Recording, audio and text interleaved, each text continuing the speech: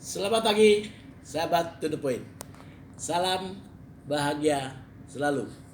Jumpa lagi dengan saya, Lukiono. Topik kita kali ini adalah uang. Sahabat To The Point. Uang menurut sejarahnya dimulai dari sebagai alat tukar, sebagai alat jual beli, transaksi dan sebagainya, kontra prestasi. Tapi sesungguhnya di zaman modern ini uang itu berada di semua lini, dari pembelian barang atau jasa, dari transaksi yang berupa transportasi dan sebagainya. Uang selalu ada di lini depan.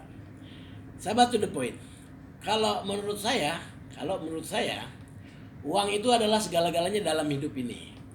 Karena alasan saya adalah fenomena uang itu memang seperti itu. Segala-galanya adalah uang.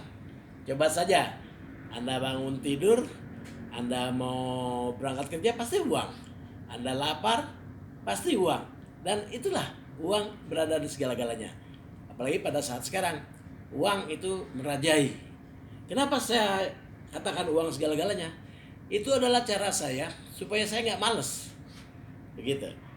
Malas untuk bekerja untuk mencari uang untuk menafkahi minimal diri sendiri, keluarga saya, anak saya, istri saya, dan orang-orang yang saya cintai.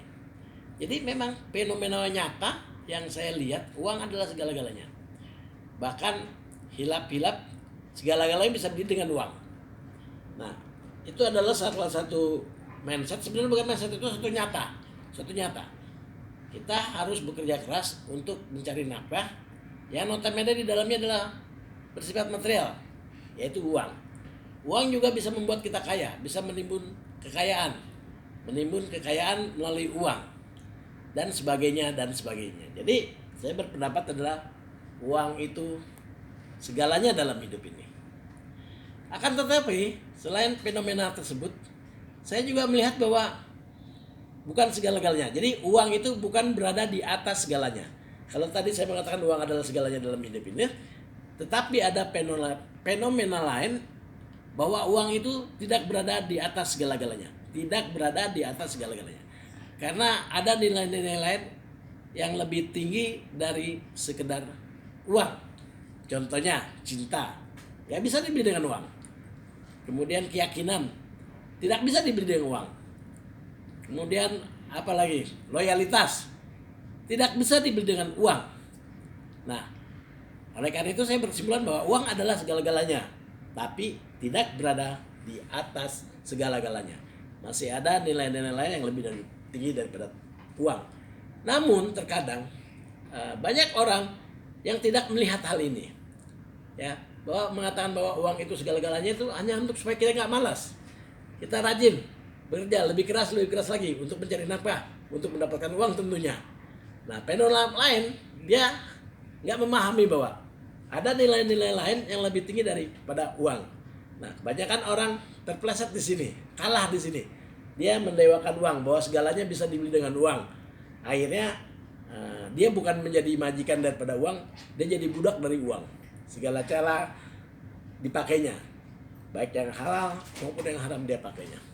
Sahabat To The Point, bicara masalah uang itu seperti pedang bermata dua.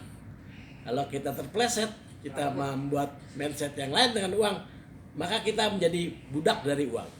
Tapi kalau kita pakai mindset yang pertama tadi, ada uang segala-galanya, itu memacu kita untuk semangat bekerja.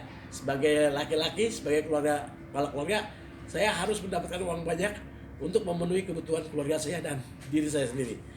Nah, jalan tengahnya adalah bahwa uang itu bukan dijadikan majikan, juga bukan dijadikan budak. Jadi uang itu alat sarana kita untuk hidup, untuk memenuhi kebutuhan. Kalau Anda punya mindset bahwa uang itu hanya sekedar alat, maka Anda akan bisa mencapai tujuan hidup Anda, yaitu mencapai kebahagiaan dunia dan akhirat. Tapi terkadang kita terpleset bahwa uang itu segala-galanya, dalam arti dia menggunakan segala cara dan perbuatan baik yang halal maupun haram untuk mendapatkan uang. Itu yang salah. Dia beranggapan bahwa semuanya bisa dibeli dengan uang. Dan itu yang salah. Jadi sahabat To The Point, kita harus menggunakan uang itu sebagai alat kita untuk hidup yang baik dan benar. Lebih dan kurangnya saya mohon maaf. Sampai ketemu lagi di lain kesempatan.